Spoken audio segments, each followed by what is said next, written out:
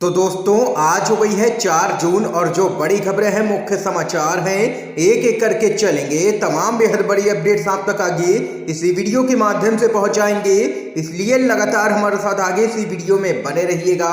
तो वहीं दोस्तों, खबरों की तरफ चलने से पहले आप लोगों से एक छोटा सा निवेदन है कि अगर आप लोग भी खुल करके देश भर में लगातार नफरत फैला रही गोदी मीडिया का बहिष्कार करते हैं, विरोध करते हैं, तो अभी इस वीडियो को लाइक कीजिएगा, चैनल को फ्री में सब्सक्राइब करके बेल के आइकन को जरूर दबाइएगा दोस्तों, और कमेंट बॉक्स में कमेंट कीजिएगा।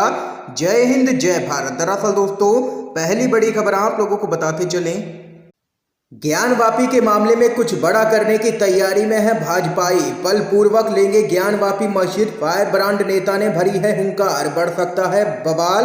आप लोगों को बताते चलें, राम मंदिर आंदोलन और हिंदुत्व की राजनीति के बड़े चेहरे पूर्व राज्यसभा सांसद विनय कटियार ने वाराणसी में चल रहे ज्ञानवापी मामले पर बड़ा बयान दे दिया है, जिसके बाद मुस्लिम पक्ष यहां पर भड़कता हुआ नजर आ रहा है। आप लोगों को बताते चलें, अयोध्या में विनय कटियार ने दावा किया है कि ज्ञानवापी मामले में कुछ भी सोचने समझने के लिए शेष नहीं बचा है। वहां से जो भी साक्ष्य मिले हैं उससे साफ है कि वहां एक मंदिर था। इसके साथ ही उन्होंने आगे कहा है कि बनारस में भगवान नंदी का मुख उसी तरफ है। जब वहां शाखा में भाग लेते थे तभी उन्होंने दावा किया था कि ज्ञानवापी मस्जिद के अंदर ही भगवान का शिवलिंग है।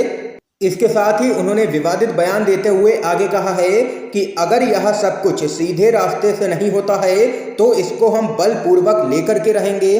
और वहीं दूसरी तरफ यह भी खबर सामने आ रही है कि गंगा के रास्ते जाएंगे 71 संत, करेंगे ज्ञानवापी में अभिषेक। खबर बताते चलें, संत समाज को मनाने में लगा है लगातार प्रशासन, लेकिन संतों का आयोजन कैंसिल करने से साफ इनकार।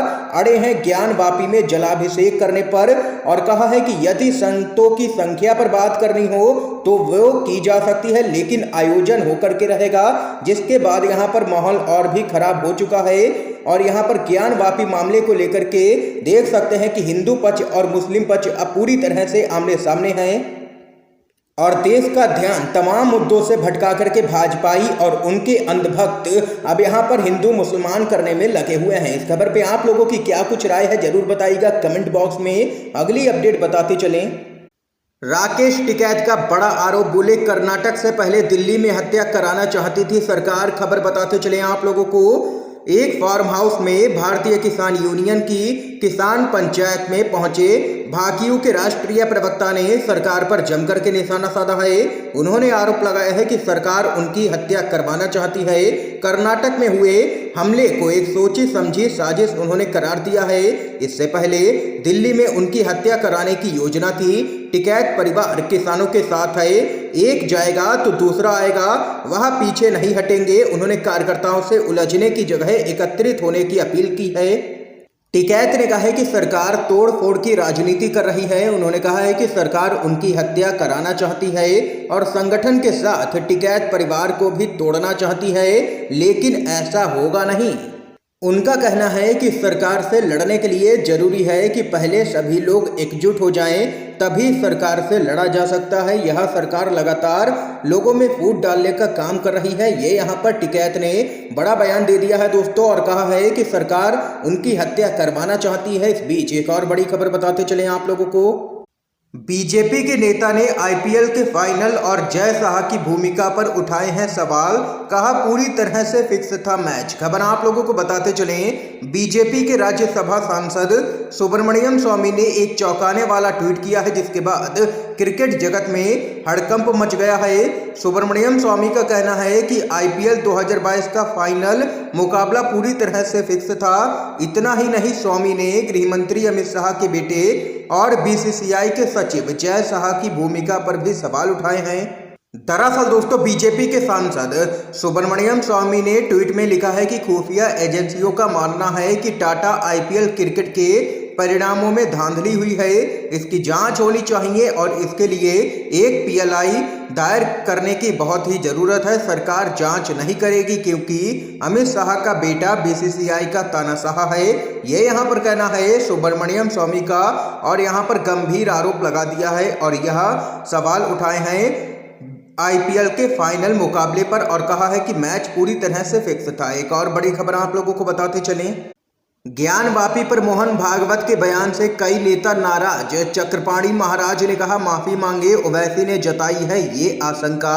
खबर बताते चलें, ज्ञानवापी मस्जिद को लेकर के जारी बहस के बीच आरएसएस के प्रमुख मोहन भागवत के बयान पर सियासी उबाल आना शुरू हो गया है। चक्रपाणी महाराज से लेकर के ओवैसी तक ने उनके बयान पर प्रतिक्रिया दी है। आप लोगों को बताते चलें, अखिल भारतीय हिंदू महासभा के राष्ट्रीय अध्यक्ष चक्रपाणी महाराज ने कहा है कि राम मंदिर में मोहन भागवत और संघ का कोई भी योगदान नहीं रहा है। उन्होंने कहा है कि मोहन भागवत जी को इस तरह का बयान नहीं देना चाहिए। संघ प्रमुख मोहन भागवत को अपना बयान वापस लेना चाहिए, ये यहाँ पर कहना है चक्रपाणी महाराज का। और वहीं मोहन भागवत के बयान पर ओवैसी ने कहा है कि ज्ञानवापी पर भागवत के भड़काऊ भाषण को नजरअंदाज नहीं किया जाना चाहिए। उन्होंने कहा है कि बाबरी के लिए एक आंदोलन ऐतिहासिक कारणों से जरूरी था। दूसरे शब्दों में आरएसएस ने सुप्रीम कोर्ट का सम्मान नहीं किया और मस्जिद के विध्वंस में भाग लिया। क्या इसका मतलब यह है कि वे ज्ञानवापी पर भी कुछ ऐसा ही करेंगे? ये यहाँ पर तमाम लोगों की लगातार प्रतिक्रियाएं सामने निकल के आ रही हैं। मोहन भागवत के दिए गए बयान पर एक और अपडेट बताते चलें। भारत में बढ़ते धार्मिक हमलों पर अमेरिका ने जताई है काफी चिंता। कहा हमलों की अनदेखी या समर्थन किया जा रहा है सरकार की तरफ से। खबर बताते चलें, अमेरिकी विदेश मंत्री एंटनी ब्लिंकन ने दुनिया भर में धार्मिक स्वतंत्रता के अधिकार के हनन के बीच भारत में पूजा स्थलों पर और लोगों पर लगातार बढ़ते हमलों का हवाला देते हुए चिंता प्रकट की है। अमेरिकी विदेश विभाग के एक वरिष्ठ अधिकारी ने आगे बढ़कर के भारतीय अधिकारियों पर इन हमलों को अनदेखा या समर्थन करने का आरोप लगाया है। अमेरिकी रिपोर्ट के आधार पर विदेश मंत्री ब्लिंकन ने आगे कहा है कि दुनिया के सबसे बड़े लोकतंत्र भारत में विभिन्न प्रकार की आस्थाओं के घर हैं। हमने पूजा स्थलों पर और लोगों पर हमले बढ़ते हुए देखे हैं।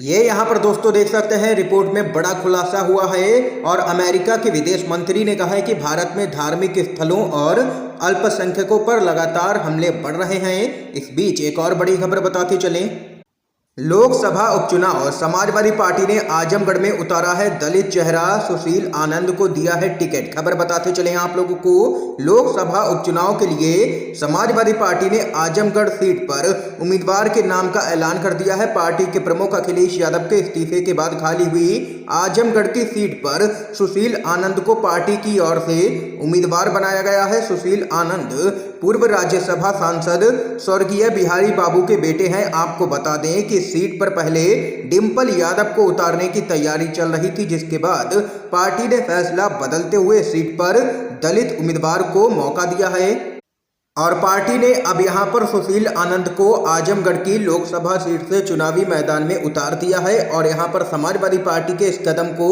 सीधे तौर पर मास्टर स्ट्रोक के तौर पर देखा जा रहा है।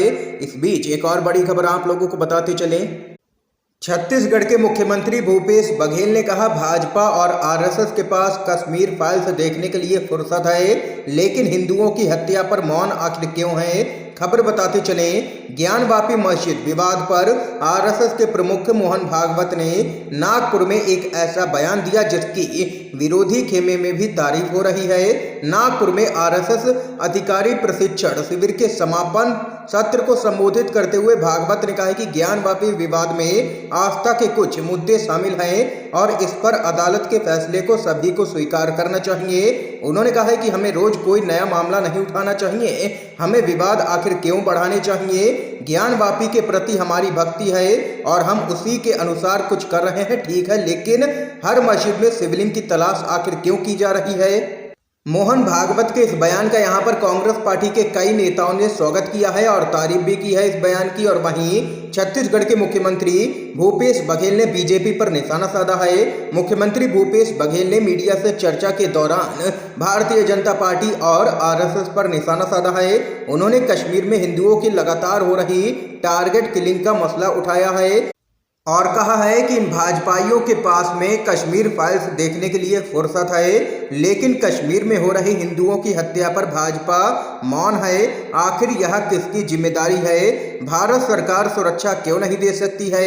ये यहाँ पर कहना है मुख्यमंत्री भूपेश बघेल का। इस समय की दोस्तों आज की सभी बड़ी खबरें थी, मुख्य समाचार थे जो हमने आप लोगों तक पहुंचाए हैं यूएनवीडीबी के माध्यम से।